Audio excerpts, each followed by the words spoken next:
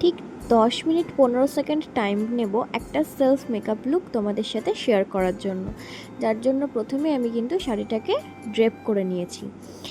এই লুকের প্রায় ছোট ছোট ভিডিও তোমাদের সাথে শেয়ার করেছি, কিন্তু ফুল লুকটা আজকে শেয়ার করব। যার জন্য ওয়েট টিস্যু দিয়ে মুখটাকে ভালো করে ক্লিন করে নিতে হবে। তারপরে এখানে একটা টোনার দিয়ে আমি মুখটাকে একদম ডিপ ক্লিন করে নিলাম। অ্যালকোহল থাকার জন্য আমার একটু চোখটা জ্বালা জ্বালা করছিল। তারপরে আমি এখানে একটা ফেস সিরাম ইউজ করে নিলাম। ফেস সিরাম ইউজ করার পরে সিরামটাকে ফেসে অ্যাবজর্ব করানোর জন্য কিন্তু একটু ভালো করে ম্যাসাজ দিতে হবে। আর আমি প্রথমে যে প্রোডাক্টগুলো ইউজ করলাম সেগুলোর কিন্তু ডিস্টেন্স হবে 5 মিনিট। 5 মিনিট ছাড়া ছাড়া আমরা অল প্রোডাক্টগুলো ইউজ করব, যেন স্কিন ভালো করে সেটাকে অবজার্ভ করতে পারে। তারপরে ইউজ করে নিলাম একটা প্রাইমার। তোমরা জানো আমি কালার বারের পোর মিনিমাইজ প্রাইমারটা ইউজ করে থাকি। দেন তারপরে আমি দেখতে পাচ্ছ আমার স্কিনটা ঠিক কতটা প্রবলেমেটিক স্কিন। আমি কিন্তু ভালো করে কারেক্ট করে নেব কনসিলার দিয়ে আন্ডার আই। তারপরে দেখছো কতগুলো পিম্পল রয়েছে, সেগুলো কিন্তু সব হাইড করে দেব কনসিলার দিয়ে। আর তোমাদের বলে রাখি, কনসিলার কিন্তু যেটা ফেস অ্যাকর্ডিং টু ফেস শেডের থেকে কিন্তু 1 শেড বা 2 শেড কিন্তু ডার্ক হওয়া দরকার। এখানে দেখতেই পাচ্ছ আমার মনে হচ্ছে না কারেক্ট করার পরে ফাউন্ডেশন না ইউজ করলেও চলবে, এতটা পরিমাণ কিন্তু কভারেজ দিচ্ছে। দেন তারপরে কিন্তু ফাউন্ডেশন ইউজ করব। এখানে একটা টিপস দিয়ে রাখি, যখন তোমরা ফাউন্ডেশন ইউজ করবে তখন কিন্তু কোনোভাবেই কিন্তু ড্যাব ড্যাব করে দেবে না, পুরো লাইন্সটা যেন একদম পাশ বরাবর থাকে। দেন ব্লেন্ড করে নিয়ে আমি এবার কিন্তু কন্ট্রোল করব। আজকে কন্ট্রোলটা একটু অন্যরকম, তোমরা দেখতে থাকো। আজকে যে মেকআপ লুকটা তোমাদের সাথে শেয়ার করছি সেটা কিন্তু একদম স্টেপ বাই স্টেপ তোমরা নোটিস করবে। আমি কিন্তু এখানে কোনো কিছু কিন্তু স্কিপ করিনি। অন্যান্য সময় আমি ব্লাশার স্কিপ করে যাই বা আমি হাইলাইট জোনগুলো হাইলাইট করি না, বিকজ একটু লাইট রাখার জন্য। বাট আজকে কিন্তু আমি কোনো কিছুই কিন্তু স্কিপ করিনি। আমি কিন্তু অল টোটাল স্টেপ যেগুলো থাকে মেকআপের আমি কিন্তু সব তোমাদের সাথে শেয়ার করব। দেখতেই পাচ্ছ টি জোনটা আমি কিন্তু এখানে হাইলাইট করে নিলাম। তারপরে আন্ডার আই, তারপরে কানের নিচ থেকে ঠোঁটের কাছ পর্যন্ত তোমরা একটু হাইলাইট জোনগুলো ফলো করবে। দেন হচ্ছে থুতনির কাছটা আর লিপের ওপরে। তারপরে এটাকেও ভালো করে ব্লেন্ড করে নিলাম একসাথে। তারপরে আমি এখানে করব আইব্রো। আইব্রো ডিফাইন করা বা ড্র করা আমি অলরেডি এর আগেই দেখিয়েছিলাম, তো ইন ডিটেলসে আমি আর দেখিয়ে ভিডিওটাকে বড় করছি না। তারপরে মেকআপটাকে সেট করার জন্য আমি এখানে ট্রান্সলুসেন্ট পাউডার ইউজ করছি। কম্প্যাক্ট দিয়ে কিন্তু কোনোভাবে মেকআপ সেট করা যায় না। লাইফে যা কিছু হয়ে যাক, কিন্তু এই ফেক স্মাইলটা যেটা আমরা ব্লাশার দেওয়ার সময় ইউজ করি সেটা কিন্তু অলওয়েজ রাখতে হবে। তারপরে আমি এখানে পাউডার কন্ট্রোল করে নিচ্ছি। পাউডার কন্ট্রোল কিন্তু অবশ্যই দরকার। দেখো আমি পাউডার কন্ট্রোলটা ঠিক কীভাবে করছি। পাউডার কন্ট্রোল করার সময় একদম যেন যেখানটায় চোখের লাস্ট কর্নারটা শেষ হচ্ছে তার নিচ অবধি থাকবে, তার একটু কিন্তু আগে পরে আসবে না। আমি এখানে সেটিং স্প্রে ইউজ করে নিচ্ছি। তারপর এখানে আমি আই মেকআপটা স্টার্ট করব। এই লুকটার আই মেকআপটা কিন্তু আমি ইন ডিটেলসে তোমাদের সাথে আলাদা করে শেয়ার করে দিচ্ছি, কিন্তু আমি আজকে যেহেতু এখানে ফুল ভিডিও দেখাবো সেলফ মেকআপের, মেকআপ আই মেকআপ হেয়ারস্টাইল সব কিছু, তাই জন্য দেখালাম। তো ফার্স্টে একটু অরেঞ্জের শেড নিতে হবে।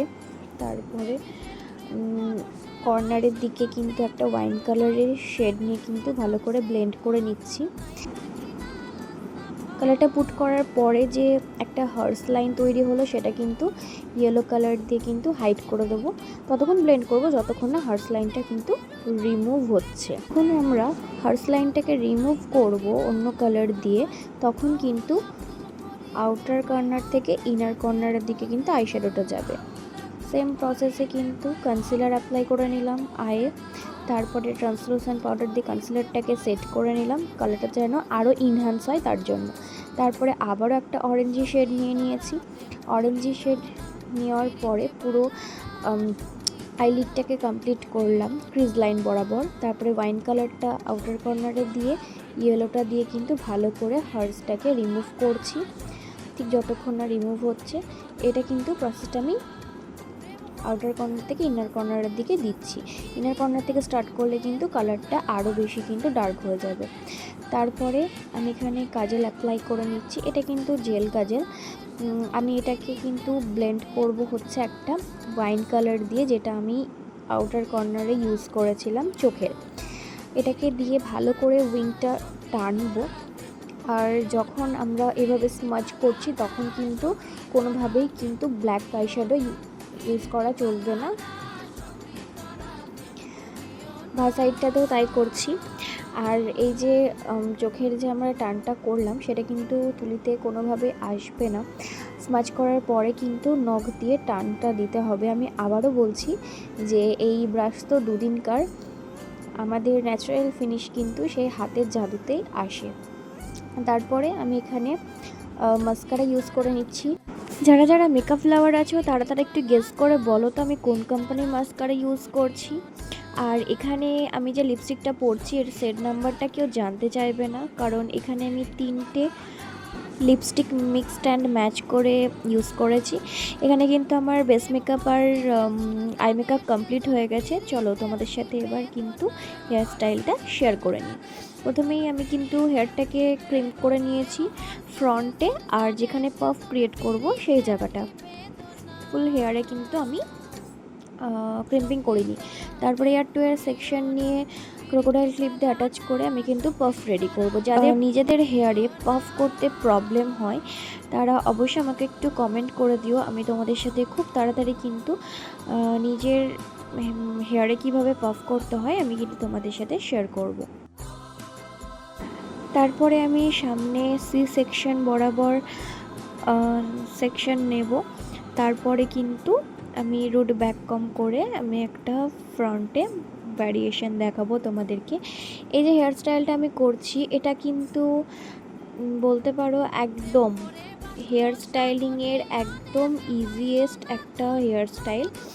এর বাইরে কোনো কিন্তু ইজি হেয়ার স্টাইল হয় না। অ্যাডভান্স হেয়ার স্টাইলের অবশ্যই আমি বললাম, একদম সিম্পল এবং স্টার্টিং, এটা বেস বলতে পারো হেয়ার স্টাইলের। এই হেয়ার স্টাইলটা কিন্তু যে কোনো হেয়ার স্টাইলিংয়ের ফার্স্ট হেয়ার স্টাইল, যেটা কিন্তু সবাই অনায়াসে করতে পারে। অন্যের চুলেও করতে পারে, নিজের হেয়ারেও কিন্তু করতে পারে। তারপরে আমি এখানে একটু সেকশন নিয়ে একটু হেয়ার বের করে রাখলাম কার্ল করার জন্য। তারপরে আবারও কিন্তু সেই সেকশন নেব, একদম পাতলা পাতলা সেকশন। তারপরে রুট ব্যাক কম করে আমি কিন্তু সেম কিন্তু একটা সামনেও কিন্তু ছোট্ট ছোট্ট দুটো পাফ ক্রিয়েট করব।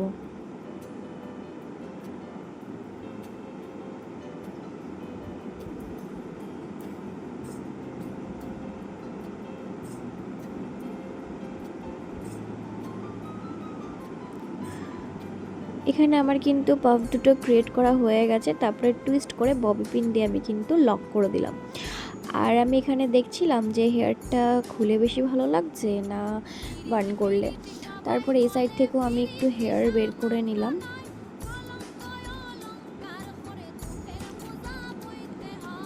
তারপরে পেছনের যে এক্সট্রা হেয়ারগুলো আছে সেগুলো আমি টুইস্ট করব। দেন একটা হালকা মেসি বানের মতন ইউজ করব। আমি ব্যাকে কোনো সেরকম ভ্যারিয়েশন আজকে দেখাচ্ছি না। আমি এখানে বব পিন দিয়ে লক করে দিলাম। আর এখানে তোমাদেরকে কার্ল করাটাও দেখানো হয়নি, আমি ভুলে গেছিলাম ক্লিপিংটা নিতে। তো তারপরে আমি এখানে একটু অর্নামেন্টসগুলো পরে নিচ্ছিলাম। এই যে এটা হচ্ছে সেই ভাইরাল চুড়ি যেগুলো এখন সবাই পরছে, প্লাস নিজের হাতে বানাচ্ছে। আর মানানসই করে একটা হার পরে নিলাম, যেটা কিন্তু আমার ভীষণই পছন্দের।